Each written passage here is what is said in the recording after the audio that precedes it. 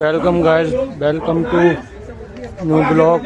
और मैं आपको जिसके बारे में बता रहा था वो समय आ गया है मीडिया को। मैं ये देखिए। जानना चाहता हूं कि स्पीकर के चैम्बर में आप कौन सा उदाहरण दे रहे थे जिसको कि हम फॉलो करें।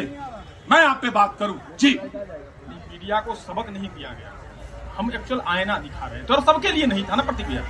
ये तो उन मीडिया के बंधुओं के लिए था जो प्रधानमंत्री के साथ इंटरव्यू में बैठ के पूछते हैं कि प्रधानमंत्री जी आप पर्स रखते हैं कि नहीं, पर्स आम चूस के खाते हैं, काट के खाते हैं, वगैरह वगैरह वगैरह वगैरह, जो बहुत सारी चीजें। तो ये उनके लिए था जो अच्छे सच्चे आपके जैसे पत्रकार हैं, उनके लिए ये। मुंह देखी बात ना क्या करूं, आप क्या करें, सामने आप है तो मुंह आपका दिख रहा है, बात तो मुंह देखी ही करनी पड़ेगी। मैं भी कह देता कि मैं आपके लिए बात नहीं कर रहा था, मैं किसी और के लिए बात कर रहा था। सामने जी नहीं, आप अच्छे हैं इसलिए मैंने बोल दिया। बात आते हैं, आती है स्पीकर साहब। मैं पिछले 10 वर्षों से एक बात सुनता आ रहा था और लोग भी सुनते आ रहे थे, देश सुरक्षित हाथों में, देश सुरक्षित हाथों में नहीं हो पाएगा। अब स्पीकर साहब ने एक बात कही और वो बात मुझे खटकी।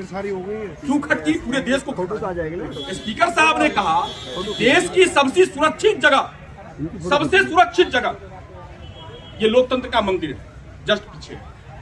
वहां पर देश के सबसे बड़े पद पर बैठे देश के प्रधानमंत्री असुरक्षित, और वो भी किससे? उसी हाउस की मेंबर। हमारी 4 बहनें वहां खड़ी थी, उनसे उनको असुरक्षा थी। और ये बात कह कौन रहे हैं? स्पीकर साहब कह रहे हैं। तो बातें वहां से उठी।